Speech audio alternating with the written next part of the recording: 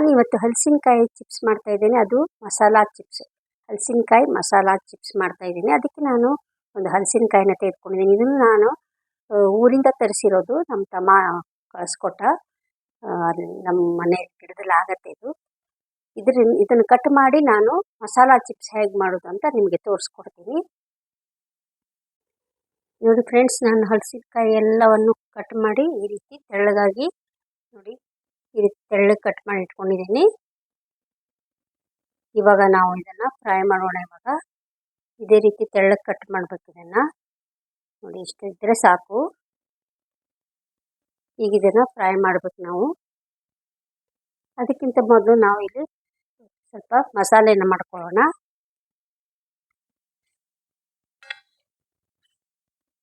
ಮಸಾಲೆಗೆ ನಾನು ಇಲ್ಲಿ ಅಚ್ಚ ಖಾರದ ಪೌಡ್ರ್ ತೆಗೆದುಕೊಂಡಿದ್ದೀನಿ. ನೋಡಿ 1 ಸ್ಪೂನಷ್ಟು ತೆಗೆದುಕೊಂಡಿದ್ದೀನಿ ನಾನು.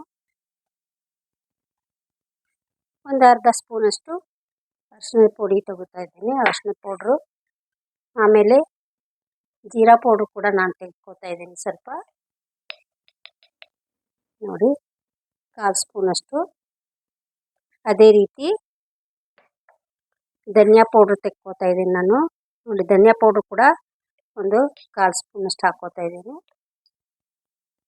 ಎಲ್ಲವನ್ನು ನಾವು ಚೆನ್ನಾಗಿ ಮಿಕ್ಸ್ ಮಾಡ್ಕೋಬೇಕು. ಇದನ್ನು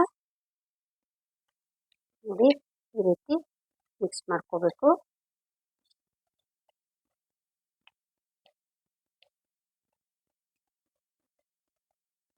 ಚೆನ್ನಾಗಿ ಎಲ್ಲ ಪೌಡ್ರು ಮಿಕ್ಸ್ ಆಗಬೇಕಿದು. ಇದು ನಮಗೆ ಮಸಾಲೆ ಪೌಡ್ರ್ ರೆಡಿ ಆಯ್ತು. ಈಗ ನಾನು ಒಂದು ಸ್ವಲ್ಪ ನೀರು ತೆಗೆದುಕೊಂಡಿದ್ದಲ್ಲಿ ನೋಡಿ, ಈ ನೀರಲ್ಲಿ ನಾನು 1 ಸ್ಪೂನಷ್ಟು ಉಪ್ಪು ಹಾಕ್ತಾ ಇದ್ದೀನಿ. 1.5 ಸ್ಪೂನಷ್ಟು, 1/4 ಸ್ಪೂನ್ ಹಾಕಿದ್ದೀನಿ. ಈ ನೀರಲ್ಲಿ ಉಪ್ಪು ಎಲ್ಲ ಕರಗಬೇಕು ನೋಡಿ.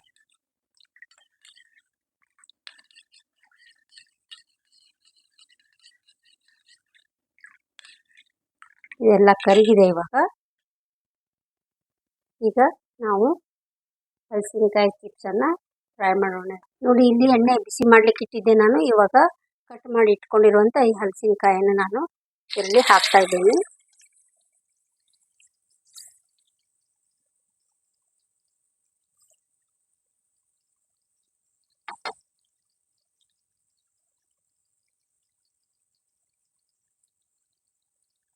ಇದನ್ನು ಸಣ್ಣ ಉರಿಯಲ್ಲೇ ನಾವು ಫ್ರೈ ಮಾಡಬೇಕು.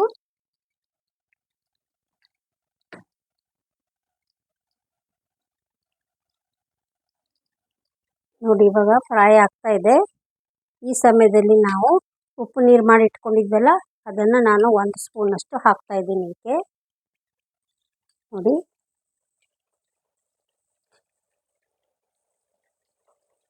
ಉಪ್ಪು ನೀರು ಹಾಕಿದ ಮೇಲೆ ಒಂದು 2 ನಿಮಿಷ ಹಾಗೆ ಬಿಡಬೇಕು. ಹುಷಾರಾಗಿರ್ಬೇಕು, ಎಣ್ಣೆ ಸಿಡೋ ಚಾನ್ಸಸ್ ಇರುತ್ತೆ.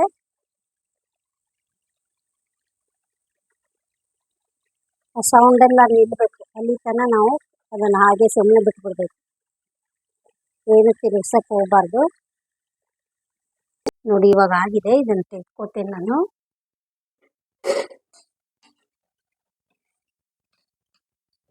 ಇದರಲ್ಲಿ ಹಾಕ್ಕೋತೇನೆ ನಾನು, ಎಣ್ಣೆ ಎಲ್ಲ ಬಸಿಬೇಕಂತೇಳಿ.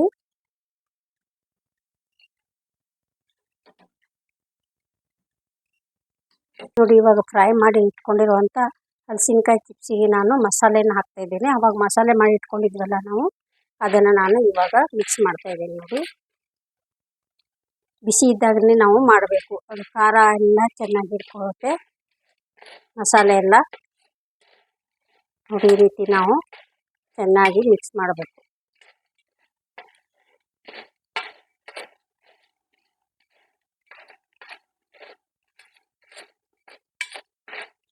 ಎಷ್ಟು ಕ್ರಿಸ್ಪಿಯಾಗಿ ಬಂದಿದೆ, ಸೌಂಡ್ ಕೇಳಿಸ್ತಾ ಇದೆ ಅಲ್ಲ ನಿಮಗೆ.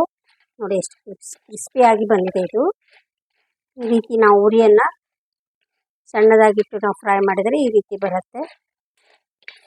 ತುಂಬ ಚೆನ್ನಾಗಿರ್ತದೆ. ಮಾರ್ಕೆಟ್ನಲ್ಲಿ ತುಂಬ ಕಾಸ್ಟ್ಲಿ. 1/4 kgಗೆ 80 ರೂಪಾಯಿ 100 ರೂಪಾಯಿ ಅಂತಾರೆ. ನಾವು ಮನೇಲಿ ಹಲಸಿನಕಾಯಿ ಸಿಕ್ಕಿದಾಗ ಈ ರೀತಿ ಮಾಡಿ ಏರ್ಟೈಟ್ ಡಬ್ಬದಲ್ಲಿ ನಾವು ತುಂಬಿಸಿ ಇಟ್ಕೊಂಡ್ರೆ ನಮಗೆ ಯಾವಾಗ ಬೇಕಾದಾಗ ನಾವು ತೆಗೆದುಕೊಂಡು ಯೂಸ್ ಮಾಡ್ಕೋಬೋದು. ಇದೆಲ್ಲ ಮಿಕ್ಸ್ ಆಗಿದೆ. ಇವಾಗ ನೆಕ್ಸ್ಟ್ ಅದು ಫ್ರೈ ಆದಮೇಲೆ ತೋರಿಸ್ತೀನಿ ನಿಮಗೆ.